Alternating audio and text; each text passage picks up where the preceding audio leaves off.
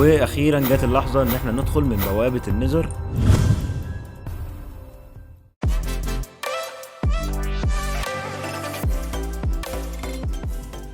السلام عليكم، معاكم يوسف واهلا بيكم في فيديو جديد. النهارده يا شباب انا رجعت تاني لماينكرافت. كنا لعبنا في الحلقه اللي فاتت وعملنا حاجات كتير جدا، وكمان عملنا بوابه النذر وبقينا جاهزين ان احنا ندخل بوابه النذر. فدلوقتي هنكمل بس الحاجات اللي ناقصانا وندخل البوابه ونشوف هنقدر نعمل ايه جوه في العالم التاني. فقبل ما نبدا الفيديو انزل تحت اعمل سبسكرايب وفعل زر الجرس عشان يوصلك كل جديد، واعمل لايك ويلا بينا نبدا.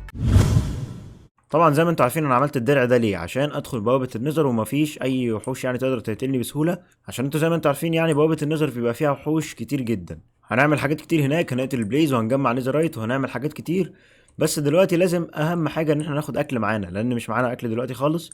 وزي ما انتم شايفين المزرعه بدات تطلع القمح يعني، وكمان الحيوانات عندنا بقت كتير جدا لان احنا بناكلهم وكده، فزي ما انتم شايفين بقوا كتير جدا يعني. فدلوقتي ممكن نقتل شويه من الحيوانات دول وناخد اللحمه بتاعتهم ونشويها وناخدها معانا للنذر ان شاء الله، وناكل منها هناك يعني براحتنا. خليني دلوقتي ادخل هنا واخد القمح بس اللي طلع، يعني مثلا زي ده كده اخد بس القمح اللي طلع خالص.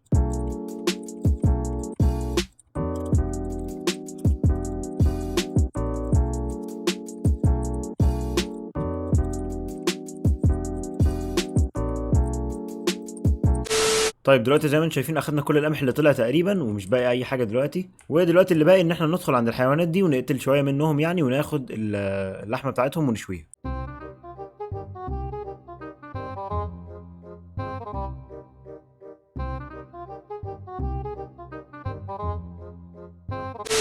طيب قتلت شويه من البقر دلوقتي زي ما انتم شفتوا، ودلوقتي هقتل شويه من الخرفان كمان.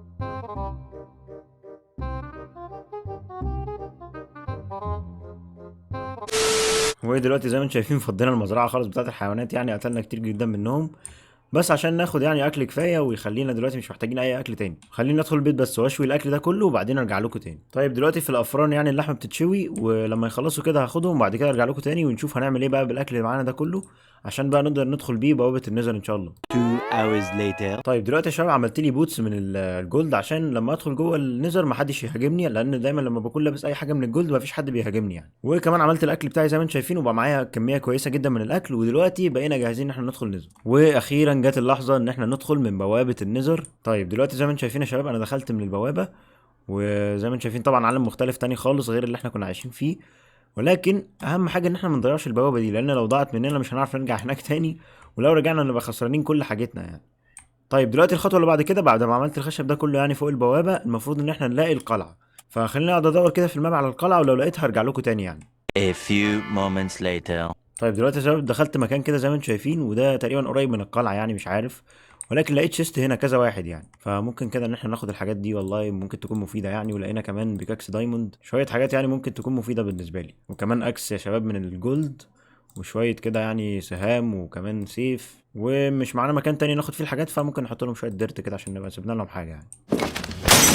عمال ادور برضه يا شباب في النزر، ولقيت دلوقتي مكان تاني جديد وفيه شيست هنا برضه، فخلينا دلوقتي اشوف الحاجات اللي جواه. عندنا شباب كراينج اوبسيديان ده، وعندنا كمان جزر من الجولد، وشويه حاجات تانية ملهاش لازمه يعني. يا شباب والله بقالي ساعه حرفيا مش عارف الاقي اي حاجه تخص القلعه، ولا اي حاجه يعني تدل ان هي موجوده، يعني حرفيا انا قاعد في عالم مفتوح كده مش لاقي اي حاجه، وبنيت الجسر ده عشان اعدي للناحيه التانية وبرضه مش لاقي اي حاجه برضه يعني. يا شباب الفكره ان انا بعيد جدا دلوقتي عن البيت، ومش عارف اصلا يعني قصدي عن البوابه، ومش عارف ازاي ارجع، بس اعتقد ان انا سايب علامات ورايا يعني ترجعني، فهحاول ارجع كده للبوابه وارجع تاني للعالم بتاعي عشان احط بس المواد اللي انا خدتها من هنا. 2 hours later. يا شباب والله تقريبا اخيرا لقيت البوابه وموجوده هناك اهي، فهروح دلوقتي ارجع للبيت واحط الموارد بتاعتي، وبعدين ارجع تاني اشوف لو انا ممكن اعمل حاجه في العالم ده ولا لا. دلوقتي يا شباب بحاول احط بس الحاجات المهمه اللي انا مش عايز اخسرها يعني لو مت هناك، تقريبا دي كل حاجه انا محتاج احطها، وهرجع تاني دلوقتي لبوابه النذر واشوف هقدر اعمل ايه. شوفوا يا شباب هو انا تقريبا عشان انزل لكم الفيديو ده قعدت اصور ساعات كتير جدا عشان احاول الاقي القلعه، وبرضه لغايه دلوقتي مش لاقيها، فجات لي فكره ان انا اكسر واحده من الاوبسيديان بلوكس اللي موجوده هنا، بحيث ان البوابه مكانها هيتغير في النذر يعني، واروح مكان تاني ممكن يكون قريب من القلعه. فدلوقتي خلينا اكسر واحده كده. يا شباب جه كريبر وفجر المكان وقام بالواجب يعني. طيب دلوقتي انا كسرتها، ودلوقتي هحطها تاني واشوف بقى ايه اللي هيحصل، البوابه مكانها هيتغير ولا لا. خلينا اجيب الولاعه كده واشغل البوابه